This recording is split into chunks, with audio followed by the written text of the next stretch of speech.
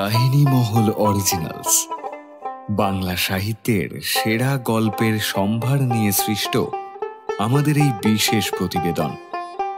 তাহলে শুনতে থাকুন আজকের কাহিনী।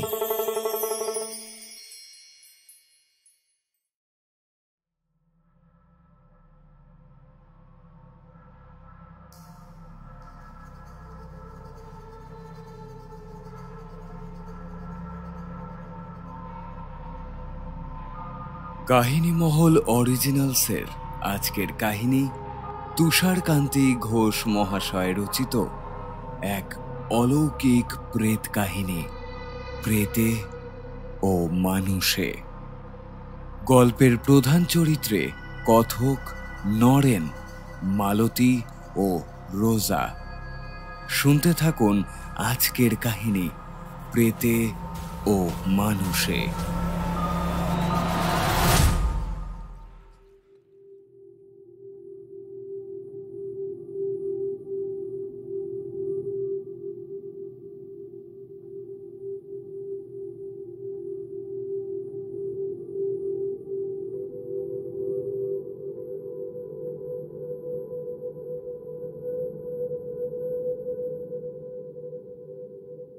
সে আজ অনেক কালের কথা। তখন বাংলার পল্লী অঞ্চল সমৃদ্ধশালী ছিল এবং শহর অঞ্চলের এত উন্নতি হয়নি।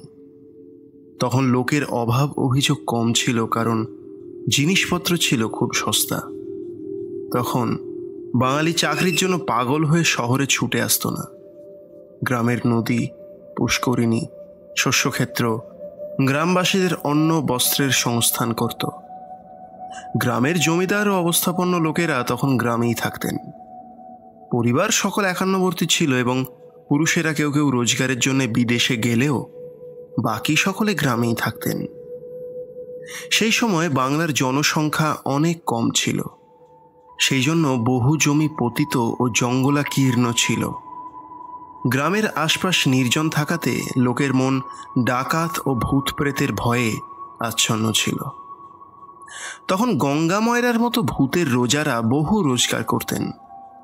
শিকড় বাকড়ে লোকের বিশ্বাস ছিল, অবশ্য তাদের গুণও ছিল যথেষ্ট। সেই কালে আমাদের যশোর জেলার কোনো এক বর্ধিষ্ণু গ্রামে দেবেন্দ্রনাথ ঘোষ বাস করতেন। গ্রামের নাম ছিল কল্যাণপুর, আর দেবেনবাবু ছিলেন সেই গ্রামের জমিদার। তার দুমহলা চকমিলানো বাড়ি ছিল। বাইরের মহলে ছিল জমিদারবাবুর বৈঠকখানা, নায়েব গোমস্তাদের দপ্তর এবং বাইরের কোনো অতিথি এলে তাদের থাকবার ঘর। বাইরের মহলের পর উঠোন, তারপরেই অন্দরবাড়ি। বাইরের উঠোনের এক থেকে অন্দরমহলে যাওয়ার একটা গলিপথ ছিল, অর্থাৎ বাইরের উঠোনের অন্দরের দিকে রক থেকে সেই গলিপথ দিয়ে অন্দরের উঠোনের রকে যাওয়া যেত। অন্দরবাড়ির মস্ত উঠোন, সেই দিকেই রান্নাবাড়ি, ভাড়ার ঘর, দাসীদের থাকবার ঘর ইত্যাদি ছিল।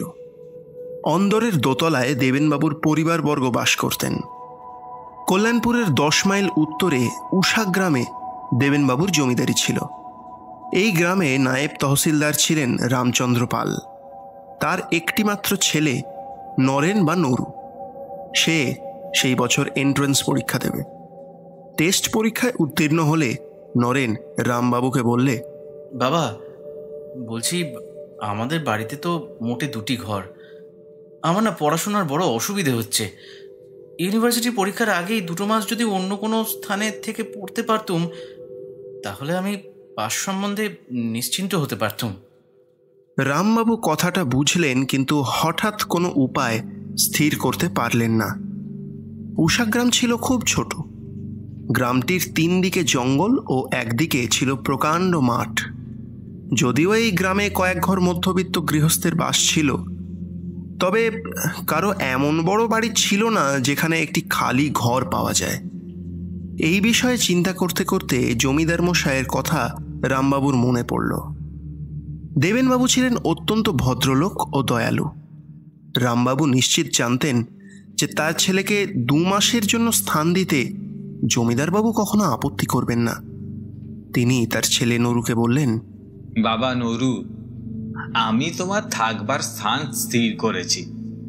আমি আজই কল্যাণপুরে গিয়ে বাবু মশাইকে অনুরোধ করব তিনি যেন তোমার পরীক্ষা 2 মাস তার বাড়িতে রাখেন। কিন্তু বাবা, একটা কথা বলি, সেই বাড়িতে বাবু মশাইয়ের পরিবারবর্গও বাস করেন। হয়তো তারা তোমার সঙ্গে মেলামেশা করবেন, কিন্তু তুমি তাদের সঙ্গে খুব সাবধানে কথাবার্তা বলবে। হ্যাঁ, তোমার 18 বছর বয়স হয়েছে, তোমাকে বেশি কিছু বলা বাহুল্য। দেখো বাবা, কেউ যেন আমার নরুর নিন্দে না করে, কেমন? হ্যাঁ, না না বাবা, তুমি একদম নিশ্চিন্ত থাকো। আমাদের মনিব বাড়ির মেয়েদের সঙ্গে কিরূপ ব্যবহার করতে হয় সেটা আমি খুব ভালো করে জানি। তাছাড়া আমি তো দিনরাত লেখাপড়া নিয়ে থাকবো, তোমার ভয়ের কিছু নেই। কেউ তোমার ছেলের নিন্দে করবে না, ঠিক আছে? রামবাবু যা ভেবেছিলেন তাই হল। জমিদারবাবু অতি আনন্দের সঙ্গে নরেনকে তার বাড়িতে রাখতে রাজি হলেন। নরেন যে ঘরটি পেল তার দরজার সামনেই রক, তারপরে উঠোন, এবং উঠোনের অপর দিকে অন্দর মহলে যাবার রক। সেখান থেকে অন্দরের উঠোনে যাবার সিঁড়িপথটি আরম্ভ হয়েছে। নরেন এই ঘরে থেকে পরীক্ষার জন্য প্রস্তুত হতে লাগলো। সে অন্দরে গিয়ে খাওয়া দাওয়া করত এবং অতি শীঘ্রই জমিদার গৃহিণী ও তাঁর কন্যাদের স্নেহ আকর্ষণ করে নিল। নরেন ছিল শান্তশিষ্ট ও বিনয়ী, সেই জন্য সে সবার স্নেহ ভালোবাসা আকর্ষণ করতে পারত। জমিদার গৃহিণী ও কন্যারা নরেনের সঙ্গে আপনজনের মতো ব্যবহার করতেন। এইভাবে নরেন কল্যাণপুরের জমিদার বাড়িতে অধিষ্ঠিত হল। নরেন তার লেখাপড়ার একটা প্রণালী স্থির করে। দিনরাতে ঘন্টা কি বিষয় পাঠ করবে তা ঠিক করে নিল। রাতে খাওয়া দাওয়ার পরও সে 2 ঘন্টা লেখাপড়া করত। রাত ঠিক 12টা বাজলে লেখাপড়া বন্ধ করে তার ঘরের বাইরে রকে এসে হাত মুখ ধুয়ে ঘরে গিয়ে দরজা বন্ধ করে সে শুয়ে পড়ত। এইভাবেই দিন যায়। একদিন ঠিক 12টার সময় রকে বসে হাতে মুখে জল দিয়ে নরেন যখন উঠে দাঁড়ালো, উঠোনের অপর দিকে অন্দরে যাবার রকের দিকে তার নজর পড়ল। নরেন দেখল যে সেখানে 19-20 বছরের একটি সুশ্রী মেয়ে দাঁড়িয়ে আছে। নরেন তাকে চিনতে পারল না। সে তাড়াতাড়ি দরজা বন্ধ করে শুয়ে পড়ল। পরদিন রাত্রে নরেন পড়ছে আর ভাবছে কে সেই মেয়েটি, অত রাত্রে রকে দাঁড়িয়ে কি করছিল, আজও সে আসবে নাকি? নরেন পড়ে আর মাঝে মধ্যেই মেয়েটির কথা ভাবে। এইভাবে দোনমনো করতে করতে রাত 12টা বাজল। নরেন বাইরে হাত মুখ ধুতে গিয়ে প্রথমেই রকের সেই দিকে দৃষ্টি নিক্ষেপ করল। দেখল ঠিক সেইখানে ওই মেয়েটি দাঁড়িয়ে আছে। নরেন লজ্জা পেল, কিন্তু অদম্য কৌতূহলবশত মেয়েটির দিকে চেয়ে রইল। মেয়েটিও নরেনকে এক দৃষ্টে দেখছিল। ক্রমে মেয়েটি আস্তে আস্তে নরেনের দিকে এগিয়ে আসতে লাগলো, যেন নরেনকে কিছু বলবে। ক্রমে মেয়েটি উঠোনে নেমে ধীরে ধীরে নরেনের আরও কাছে আসতে লাগলো। কিন্তু নরেন আর অপেক্ষা করল না। তার বুক ধড়ফড় করছিল। সে তাড়াতাড়ি ঘরে ঢুকে দরজাটা বন্ধ করে দিল। নরেনের সে রাত্রে ভালো ঘুম হলো না।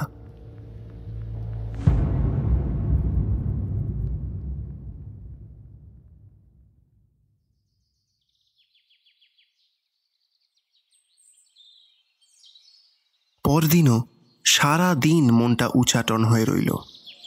কি মেয়েটা? কোথাও দেখেছি বলে তো মনে পড়ে না। তাছাড়া এত রাত্রে সে আমার ঘরের দিকেই বা কেন আসছিল? গোড়ায় মনে করেছিলাম বাবুদের বাড়ির কোনো মেয়ে হবে, কিন্তু না, তাও তো নয়। তাহলে কি মেয়েটি ভালো মেয়ে নয়? অথচ মুখ দেখে তো সেরকম মনে হয় না। মুখে কেমন সরল সরল ভাব, যেন আমাকে কি বলতে চায়। দেখি, আজও যদি আসে তো তার পরিচয় নেবার চেষ্টা করব। নরেন সারা দিন এইসব কথা ভাবল। কিছুতেই মেয়েটিকে মন থেকে সরাতে পারল না। সেদিন পড়াতে একটুও মন বসাতে পারল না সে। রাত 12টা।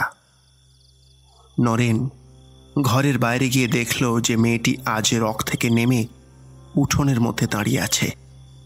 নরেনকে দেখেই মেয়েটি তার কাছে অগ্রসর হয়ে এলো। আজ আর নরেন তাকে ফেরাতে পারল না।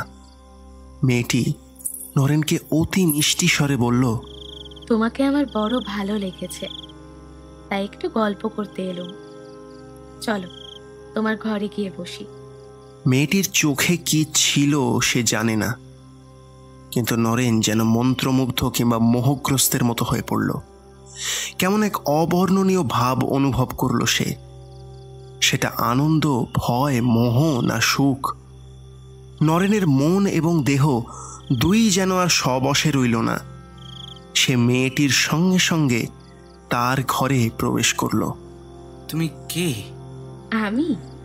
আমি মালতী। তুমি আমায় চেনো না। আজ কদিন হলো তোমায় দেখছি, তোমায় বড় ভালো লেগেছে, তাই তোমার সঙ্গে বন্ধুত্ব করতে এলুম। তুমি রাগ করনি তো? আচ্ছা, তুমি তুমি এত রাত্রে কেন আসো? ঠিক রাত 12টার সময় আমার আসবার সুযোগ হয়। অন্য সময় আমি চেষ্টা করলেও আসতে পারি না। এইসব জিনিস একদিন তোমাকে ভালো করে বুঝিয়ে বলবো। আমি রোজ ঠিক রাত 12টার সময় আসব আর 2টোর সময় চলে যাব। তোমার কোনো ভয় নেই, আমি তোমার কোনো অনিষ্ট করব না। আমার পরিচয় জানতে চেও না শুধু। আমি তোমার বন্ধু। এই কি যথেষ্ট পরিচয় নয়? নরেনের তখন স্বাভাবিক অবস্থা ছিল না। তা নইলে হয়তো সে মেয়েটির পুরো পরিচয় জানবার জন্য পীড়াপিড়ি করত, কিন্তু সে তা করল না। সে মেয়েটির সঙ্গে গল্প করতে লাগলো। তার মনে এক অনির্বচনীয় আনন্দ, যেন কেমন মোহগ্রস্ত ভাব। নরেনের একবারও মনে হলো না যে এই ব্যাপারটা সম্পূর্ণ অস্বাভাবিক। এক অপরিচিত মেয়ে ঠিক রাত 12টার সময় আসে, 1 মিনিট আগে কি পরে আসতে পারে না। এর মানে কি? তার আত্মীয় স্বজনই বা কোথায়? এসব কোনো কথা নরেনের মনে উদয় হলো না। সে কেবল তার সঙ্গে কথাবার্তার আনন্দে ডুবে রইল। রাত 2টো বাজতেই মেয়েটি উঠে বলল, আজ যাই, কাল ঠিক 12টার সময় আসব। এই বলে মেয়েটি ঘরের বাইরে চলে গেল। নরেন প্রায় সঙ্গে সঙ্গে বাইরে গিয়ে আর মেয়েটিকে দেখতে পেল না। সারা উঠোন খাঁ খাঁ করছে, আর রকে কোনো জনমনীষী নেই।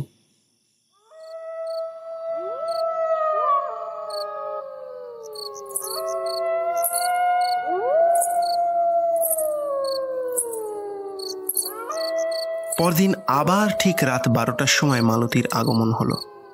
পড়া সেরে ঘরের বাইরে যেতেই দরজার কাছে মালতীকে সে দেখতে পেল। তারপরে তারা দুজনে ঘরের ভিতরে এসে গল্পগুজব আরম্ভ করলে। এইভাবেই দিন কাটছে। নরেনের লেখাপড়া চুলোয় গেছে। নরেন সর্বক্ষণ মেয়েটির কথা ভাবে। এমনই তার আকর্ষণ যে সারা দিন উদগ্রীব হয়ে থাকে কখন রাত 12টা বাজবে। মেয়েটির সঙ্গ উন্মোদনার এবং রাত 12টা থেকে 2টো পর্যন্ত এই 2 ঘন্টা সুখ স্বপ্নের মতো কেটে যায়। কখনো কখনো নরেন ভাবে যে কে এই মেয়েটি, থাকে কোথায়, কার মেয়ে, কেন রাত্রি 12টার সময় আসে, কেনই বা 2টোর পরেই চলে যায়। কিছুই বুঝতে পারে না। তাকে জিজ্ঞাসা করলে মালতী কেবল হাসে, বলে, আমার পরিচয় নিয়ে কি হবে? কেন, আমাকে কি পছন্দ করো না? তুমি প্রায়ই জিজ্ঞাসা করো আমি কেনই বা 12টার সময় আসি আর 2টোর সময় কেন চলে যাই। তার কারণটা আজ আমি তোমায় বলি। রাত 12টা থেকে 2টো পর্যন্ত যে ক্ষণ, কেবল সেই সময়টাই আমি তোমার কাছে আসতে পারি।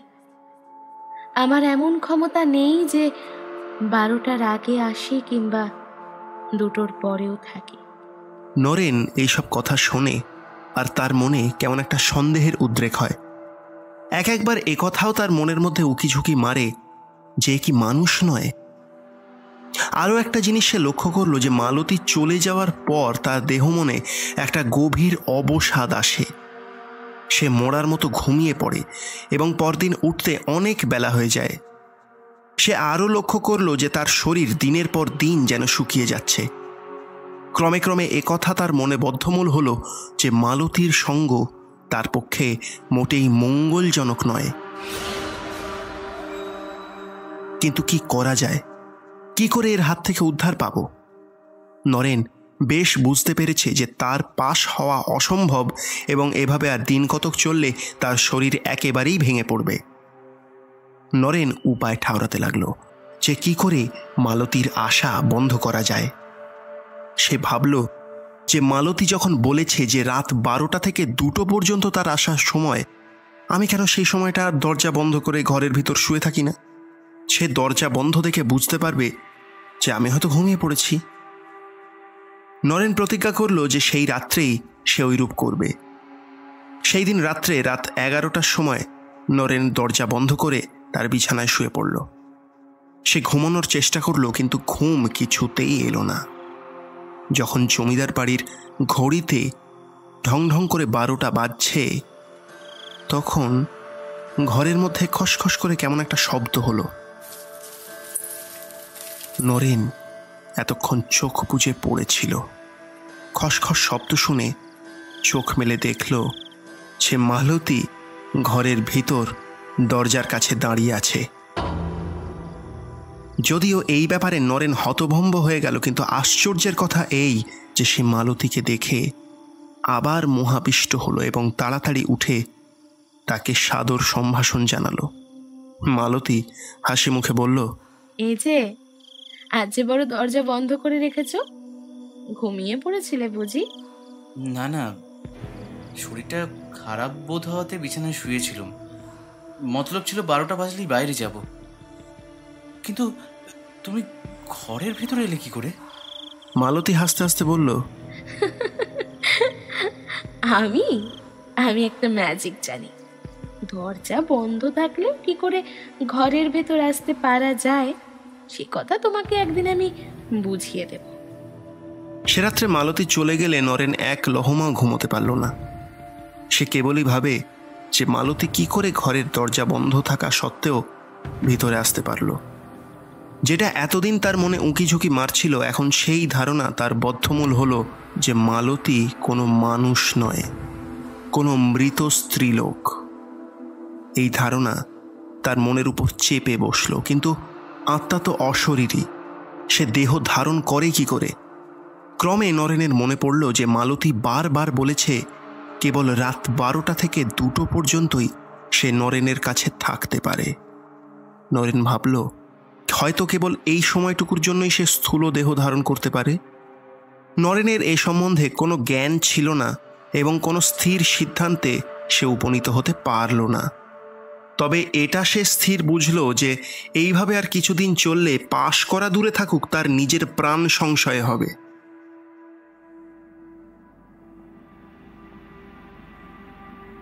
2-4 দিনের ভেতরই নরেন কঙ্কালসার হয়ে পড়ল। ভয় ও প্রেত সঙ্গ তার শরীর আর মনকে দগ্ধ করে দিল। 3 রাত তার খাওয়া নেই, ঘুম নেই, কেবল রাত্রে 2 ঘন্টা সে ভুলে থাকে। এমনই মালতীর আকর্ষণ আর এমনই নরেনের মোহ। বাড়ির সকলে দেখল যে নরেন শুকিয়ে যাচ্ছে। একদিন গৃহিণী অনুযোগ করলে যে সে যেন রাত জেগে বেশি পড়াশুনো না করে। তার পুষ্টিকর খাবারেরও বন্দোবস্ত করলেন, কিন্তু কোনো ফল হলো না। তখন একদিন গৃহিণী জমিদারবাবুকে নরেনের শারীরিক অবস্থার কথা জানালেন। দেবেনবাবু নরেনকে ডেকে পাঠালেন ও তাকে বহু প্রশ্ন করলেন। নরেন প্রথমটা লুকোতে চেষ্টা করেছিল, কিন্তু প্রশ্নবাণে জর্জরিত হয়ে নরেন সেই মেয়েটির কথা বলে ফেলল।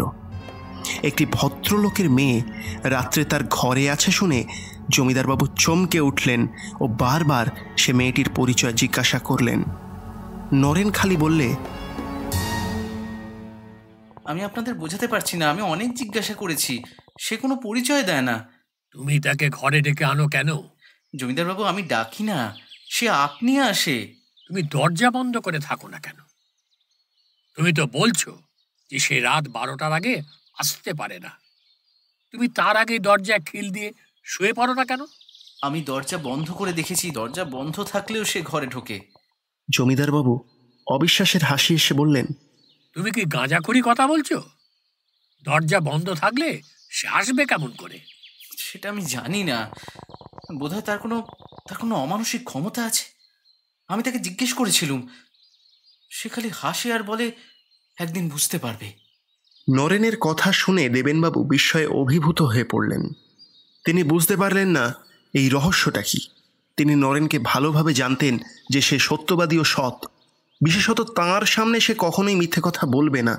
তিনি নরেনকে বললেন, তুমি আমাকে এই ব্যাপারটা দেখাতে পারো? হ্যাঁ, নিশ্চয়ই পারি। আপনি আপনি রাত 12টার কিছু আগে থাকতে আমার পাশের ঘরটায় লুকিয়ে থাকবেন, তাহলে সব দেখতে পারবেন, সব শুনতে পারবেন আপনি। দেবেনবাবু তখনই নরেনের ঘরে গেলেন ও দরজা জানলা সমস্ত তন্ন তন্ন করে পরীক্ষা করে বুঝলেন যে দরজা বন্ধ থাকলে বাইরে থেকে সে ঘরে আসা একেবারেই অসম্ভব। এই ঘরের পাশেই একটি ছোট্ট ঘর ছিল এবং এই দুই ঘরের মধ্যে একটি ছোট্ট জানলা ছিল। দেবেনবাবু ভেবে দেখলেন যে ওই জানলাটা খুলে কেউ যদি আলো নিভিয়ে ওই ছোট্ট ঘরটায় লুকিয়ে থাকে, নরেনের ঘরের সমস্ত ব্যাপারটাই সে লক্ষ্য করতে পারবে। দেবেনবাবু মনে মনে এই উপায় স্থির করে রাত্রের জন্য অপেক্ষা করলেন।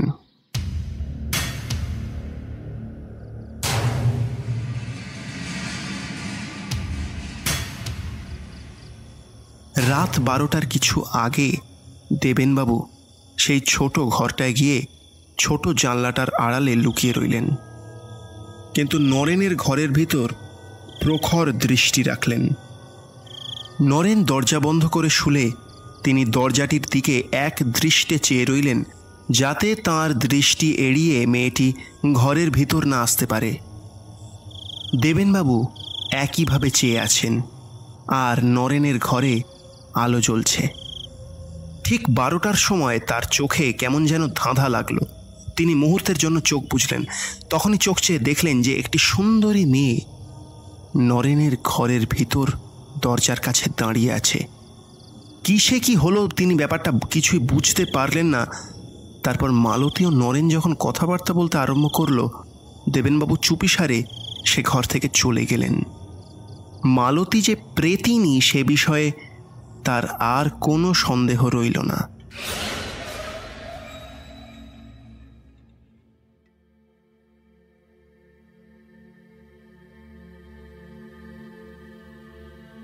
পরদিন প্রত্যুষেই দেবেনবাবু নরেনের বাবাকে এক জরুরি পত্র লিখে ঘোড়সওয়ার মারফত উষাগ্রামে পাঠিয়ে দিলেন।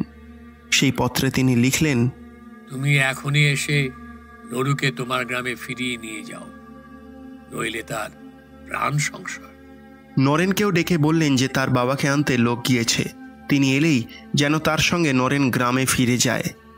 নরেন খুব রাজি, কারণ রাত্রের ওই 2 ঘন্টা ছাড়া নরেন নিজের বশে সাধারণ মানুষের মতোই থাকত।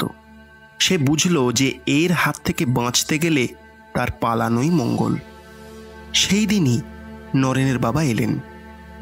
নরেনের শরীরের অবস্থা দেখে এবং সব কথা শুনে ভয়ে দুঃখে তিনি পাগলের মতো হয়ে পড়লেন।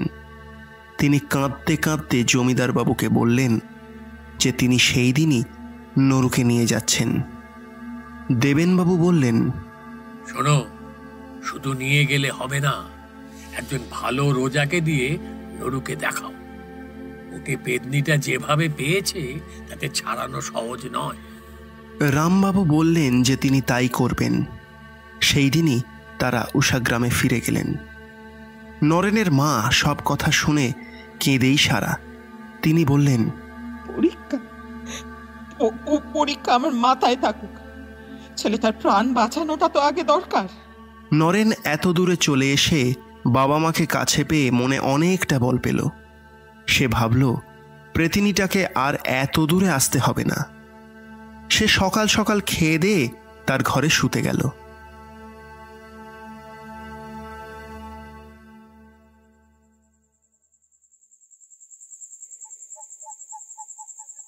ক্রমেই রাত হচ্ছে, আর নরেন ভাবছে সে কি এখানেও আসবে নাকি।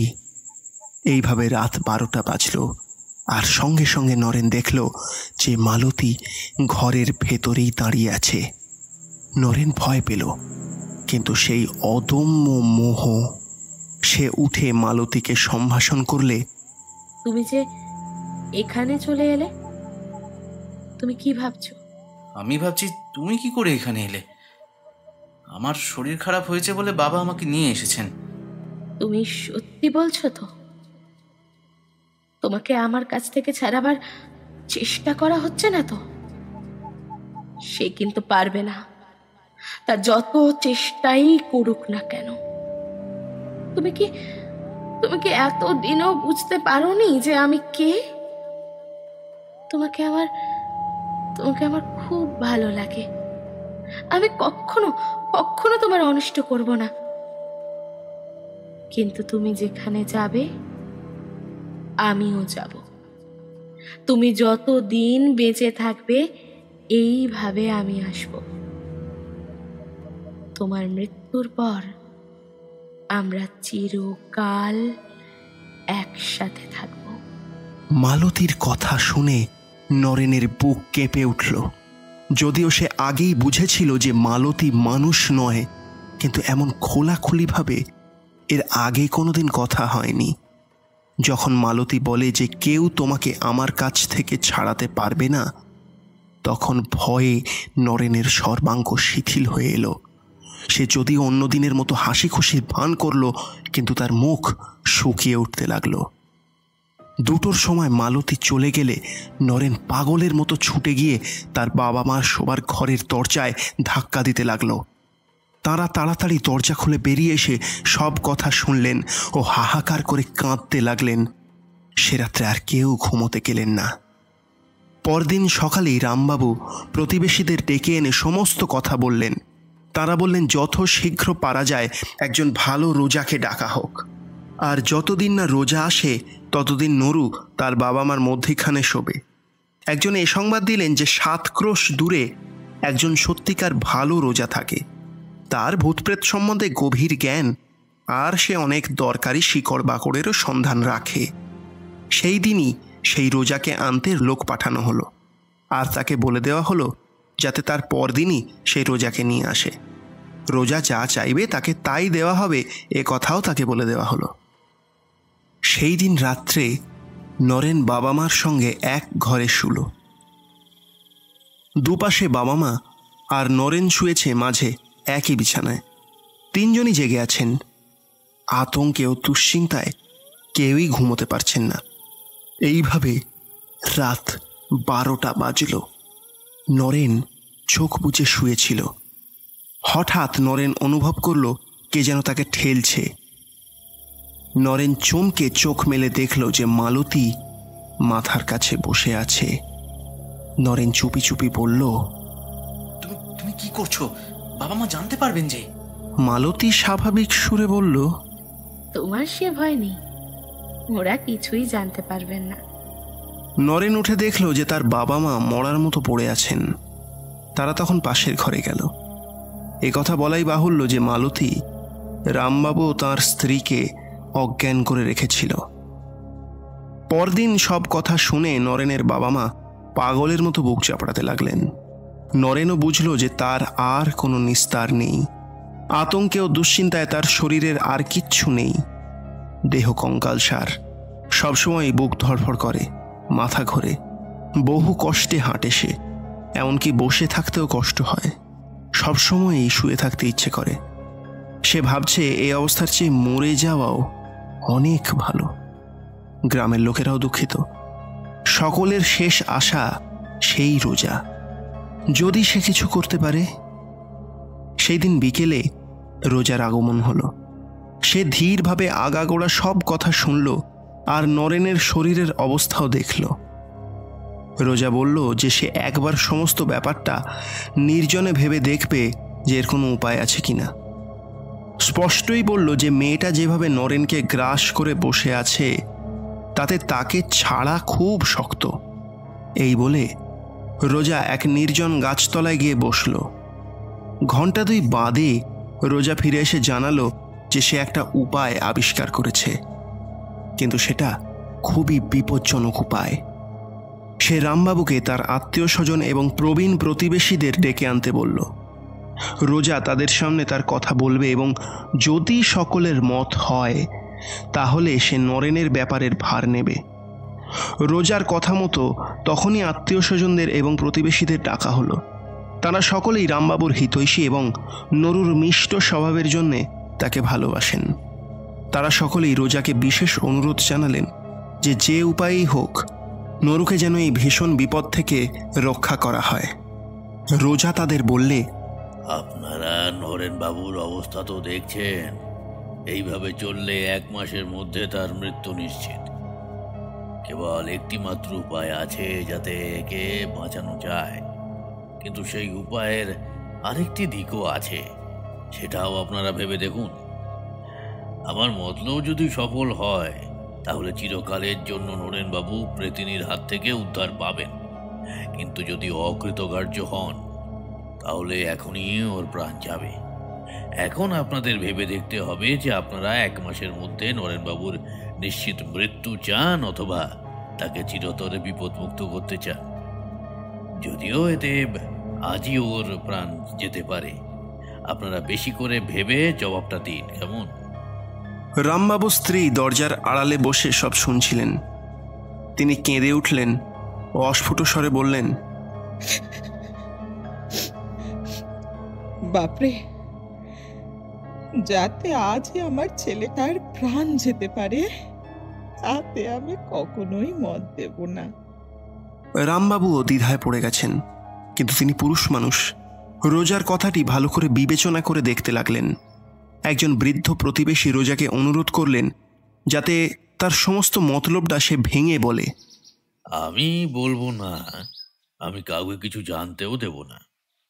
আমি শুধু নরেন বাবুকে যা যা করতে হবে বুঝিয়ে দেব। তবে এ সম্বন্ধে আনুষাঙ্গিক ব্যাপারও কিছু আছে, তা কিন্তু আপনাদের করে দিতে হবে। এরূপ জীবন মরণের কথায় বাপমার মতি স্থির করা খুব শক্ত। তারা একবার এদিকে ভাবেন, একবার ওদিক ভাবেন। প্রতিবেশীরা তখন তাদের বোঝাতে লাগলেন, আচ্ছা, তোমরা কি চাও না যে নরেন সুস্থ শরীরে সুস্থ মনে স্বাভাবিকভাবে বেঁচে থাকে? দিন কতকের মধ্যে ওর প্রাণ তো যাবেই। এরূপে জীবনমৃত অবস্থায় দিন কতক বেশি বেঁচে থেকে লাভটা কি? আমাদের মত হচ্ছে রোজার কথা মতো চলা। যখন আর কোনো উপায় নেই তখন এই উপায় নিতে হবে। যদিও কথাটা তারা বুঝলেন, তবুও মা বাপের মন। রামবাবু ও তার স্ত্রী দোনোমনো করতে লাগলেন। যে কাজে আজই ছেলের মৃত্যু হতে পারে, কেমন করে তারা তাতে মত দেন? কিন্তু নরেনই এ সমস্যার সমাধান করে দিল। নরেন জানালো যে তার বর্তমান অবস্থায় সে একদিনও বেঁচে থাকতে চায় না। সে রোজাকে পরিষ্কার বললে, আপনি আমাকে বাঁচাতে পারলে ভালো, নয়তো আজই আমার জীবন শেষ করে দেব। আমি আর এই নরক যন্ত্রণা আর একটা দিনও সহ্য করতে পারছি না। আমি আর সহ্য করতে পারছি না। নরেনের মা বাবা কাঁদতে লাগলেন আর আত্মীয় স্বজনরা বোঝাতে লাগলেন। শেষে সর্বসম্মতিক্রমে স্থির হলো যে আজ রোজার উপর সম্পূর্ণ ব্যাপারটাই ছেড়ে দেওয়া হোক। রোজা বললে, আজ সন্ধ্যা হয়ে গেছে, আজ আর কিছু হবে না। আর একটা রাত্রি নরেনবাবু এইভাবেই থাকুন। কাল আমি এ ব্যাপারে হেস্ত নেস্ত করব, তবে এখানে হবে না। যেখানে নরেনবাবুর সঙ্গে তার প্রথম দেখা হয়েছিল সেখানে যেতে হবে। শেষকালে স্থির হলো যে রোজা ও নরেন রামবাবুর সঙ্গে পরদিন সকালে কল্যাণপুরে জমিদার বাড়িতে যাবে। সে রাত্রে মালতী নরেনকে বলল, তোমায় আগেও বলেছি, এখনো বলছি যে কেউ তোমাকে আমার হাত থেকে কেড়ে নিতে পারবে না। আমি কখনো তোমার কোনো অনিষ্ট করব না। তুমি আগে যেখানে ছিলে সেখানে ফিরে যাও। আমার এখানে আসতে কিছু কষ্ট হয়। তাই হবে, কালই আমি কল্যাণপুরে ফিরে যাব। পরদিন কল্যাণপুরের জমিদার বাড়িতে রামবাবু, নরেন ও রোজা উপস্থিত হলো। রোজা দেবেনবাবুকে বিষয়টা বুঝিয়ে দিল এবং বলল, আপনাকে কিছু সাহায্য করতে হবে। অনেক বেশি কিছু করতে হবে না। আপনি শুধু নরেনবাবুর ঘরটি খুব ভালো করে সাজিয়ে দিন। ঘরটি ঝেড়ে মুছে তক্তপোষ সরিয়ে সেখানে একটি খাট পেতে দিন। আর ঘরটি আর বিছানাটি নানা রকম ফুল ও মালায় সজ্জিত করুন। সব বন্দোবস্ত সন্ধ্যের মধ্যে শেষ করতে হবে, কেমন? দেবেনবাবু খুবই আগ্রহের সঙ্গে সব কথা শুনলেন আর বললেন, তুমি যা চাও সব করবো। আরে নুরু আমার ছেলের বাড়া, তাছাড়া মনুষ্যত্বের দিক দিয়েও এই পৈশাচিক ব্যাপারের যাতে অবসান হয় তাতে আমি সর্বপ্রকার সাহায্য করতে বাধ্য। রাত 10টার সময় রোজা নরেনকে নিয়ে সেই ঘরে ঢুকে দরজাটা বন্ধ করে দিল। সেখানে রোজা নরেনকে তার মতলবটা ভেঙে বলল আর খুব ভালো করে নরেনকে বুঝিয়ে দিল যে তাকে কি করতে হবে আর কি বলতে হবে। শেষকালে রোজা বলল, আপনার জীবন এখন আপনার হাতে। ভূতনাথ মহাদেবের কাছে প্রার্থনা করি যে তিনি আপনার বুকে বল দিন। রাত্রি 12টার কিছু আগে রোজা ঘর থেকে বেরিয়ে গেল।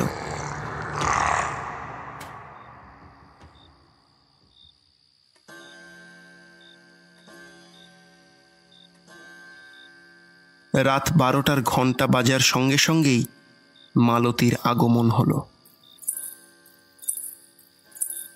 নরেন খুব আগ্রহের সঙ্গে তাকে আহ্বান করলে এবং সাজানো খাটে বসতে বলল। আরে আজ কি ব্যাপার?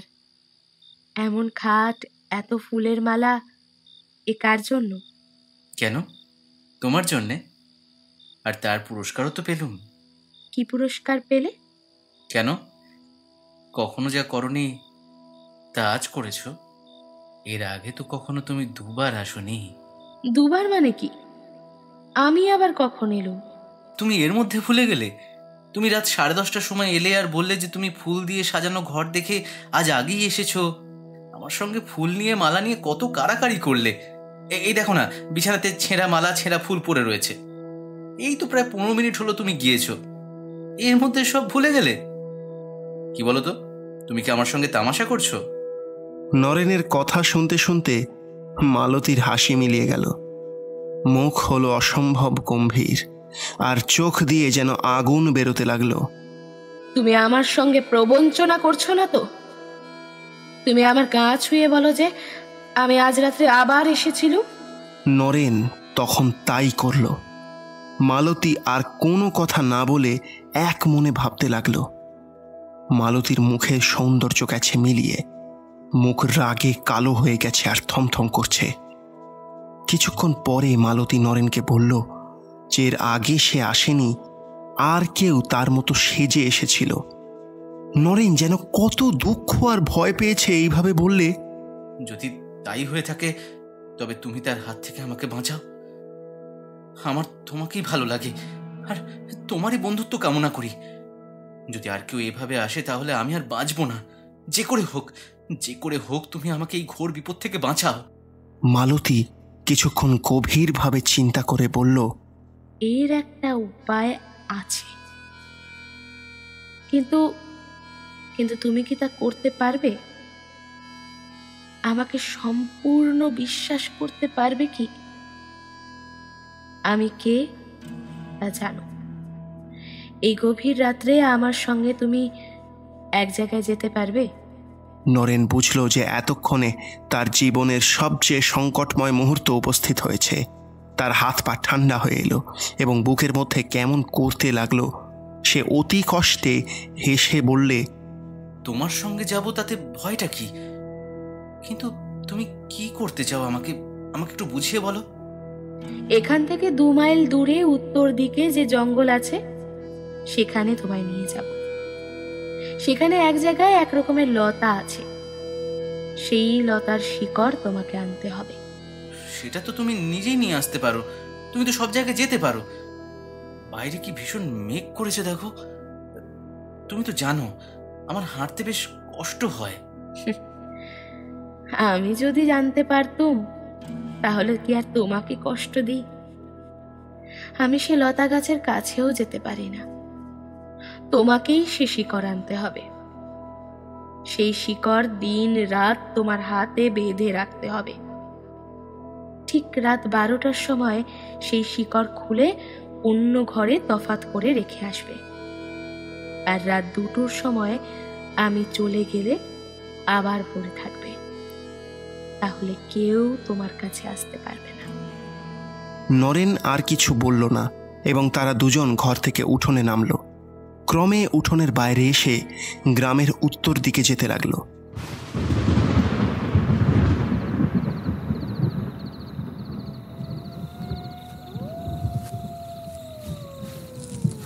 আকাশ গভীর মেঘাচ্ছন্ন, মাঝে মধ্যেই বিদ্যুৎ চমকাচ্ছে। পল্লীপথ জনহীন। নরেনের সঙ্গী কেবল মালতী। সে মানুষ নয়, নরেন তা জানে।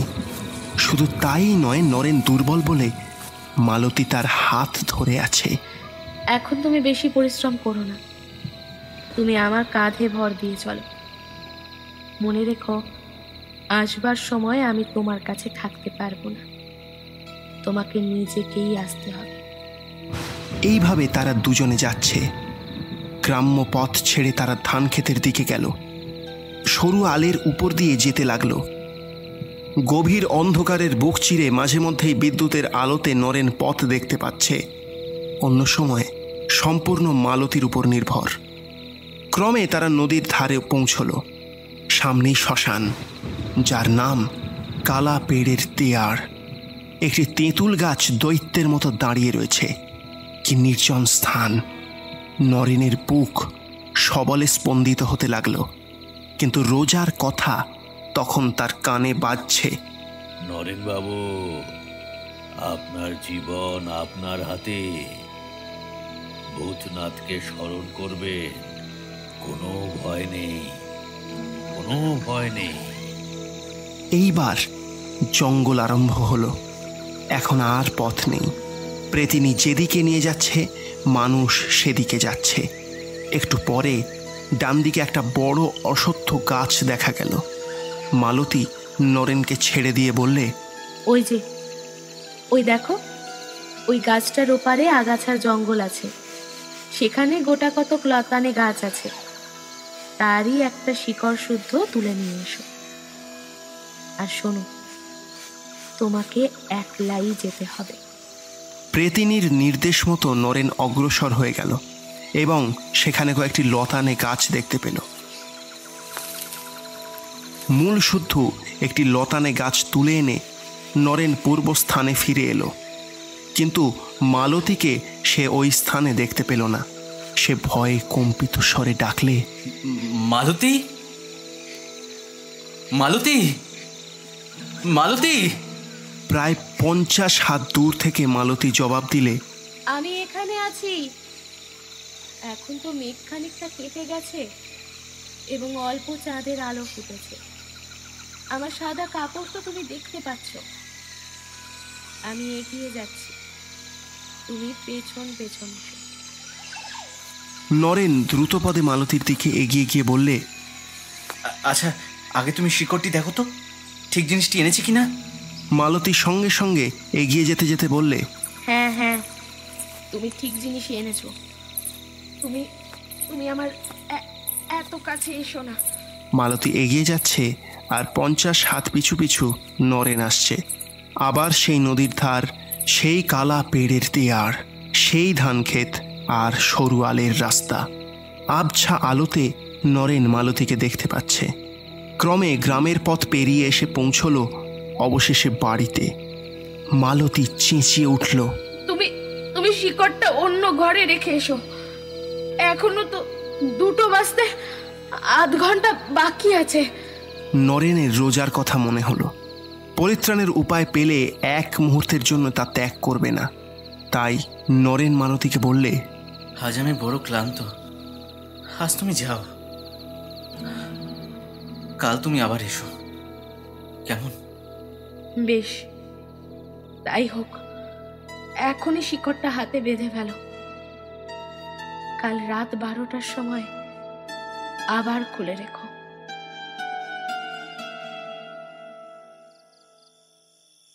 নরেন বাড়িতে পৌঁছেই জমিদার বাবুর বৈঠকখানা ঘরে গেল। সেইখানে রোজা, দেবেনবাবু ও তার বাবা গভীর দুশ্চিন্তায় আচ্ছন্ন হয়ে বসেছিলেন। নরেনকে দেখতে পেয়ে তারা আনন্দে কলরব করে উঠলেন। রোজা জিজ্ঞাসা করল, ওষুধ পেয়েছেন? কি জিনিস পেলেন দেখি? নরেন শিকড় শুদ্ধ লতাটি রোজাকে দিল। আর মালতী তাকে যা যা বলে দিয়েছিল তাও বললে। রোজা বলল, আর ভয় নেই, জয় ভগবান জয়। সেই রাত্রেই এক বালার ভিতর সেই শিকড় রেখে নরেনের বাহুতে মোক্ষম করে বেঁধে দেওয়া হলো। সে এমন বস্ত্র বাঁধন যে নরেন নিজে হাজার চেষ্টা করলেও অপরের সাহায্য ব্যতি রেখে সে বালা খুলতে পারবে না। এ বালা রোজাই সঙ্গে এনেছিল এবং এর গঠনও একটু বিশেষ রকমের। নরেনকে বালা পরিয়ে দিয়ে রোজা বললে, এখন দিন কতক রাত্রে ও রোজ আসবে এবং ওই অনুনয় বিনয় এমনকি ভয় প্রদর্শনও করবে, কিন্তু এই বালাই আপনার ইষ্ট কবচ। সে যাই বলুক আর যাই করুক, আপনি প্রাণান্তেও এই বালা খোলবার চেষ্টা করবেন না। রোজা যা বলেছিল তাই হলো। নরেন পরদিন রাত্রে দরজা বন্ধ করে ঘরে শুয়েছে, আর মালতী ঘরের বাইরে থেকে শিকড়টি খুলে ফেলার জন্যে অনুনয় বিনয় করছে। আজ আর সে বন্ধ দরজার ভিতর দিয়ে ঘরে আসতে পারল না। নরেন মালতীর কোনো কথার জবাব দিল না। প্রথম 2-3 রাত্রি অনুনয় বিনয় ও পরে ভয় প্রদর্শন চলল। আমার কথা না শুনলে আমি তোমার প্রাণ নেব, কেউ তোমাকে বাঁচাতে পারবে না। কিন্তু নরেন নিরুত্তর। এই উপদ্রব 8-10 দিন ধরে চলেছিল। তারপর আর মালতী আসেনি। নরেন তার বাবার সঙ্গে গ্রামে ফিরে গেল এবং মা বাবার আদর যত্নে অতি শীঘ্রই তার পূর্ব স্বাস্থ্য ও মনের বল ফিরে পেল। নরেনের আনন্দ, মা বাবার আনন্দ, আত্মীয় স্বজনের আনন্দ, প্রতিবেশীদের আনন্দ, জমিদারবাবু ও তার পরিবারবর্গের আনন্দ, আর সবচেয়ে বড় আনন্দ হচ্ছে রোজার। শুধু সে যে একটি অমূল্য জীবন রক্ষা করেছে তাই নয়, সকলের কৃতজ্ঞতা ভাজনও হয়েছে। তাও শুধু নয়, জমিদারবাবু তার কোঁচড় টাকায় ভরে দিয়েছিলেন।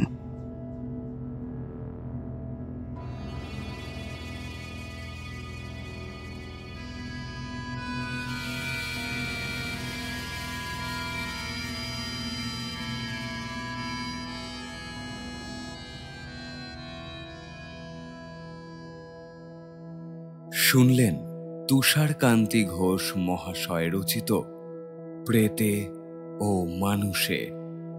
গল্পের সূত্রধার আমি মিমো, গল্পের কথক প্রমিত, নরেনের চরিত্রে সুমন, মালতীর চরিত্রে বর্ষা, রামবাবুর চরিত্রে অঞ্জন, জমিদারের চরিত্রে অনিন্দ, রোজার চরিত্রে পার্থ, নরেনের মায়ের চরিত্রে অন্তরা, প্রতিবেশীর চরিত্রে ডক্টর সৌরভ বাগ, পর্ব পরিচালনা, আবহ ও ধ্বনি পরিকল্পনা অ্যাস্টেরিক্স, প্রচ্ছদ নির্মাণ দ্য র পিক্সেল।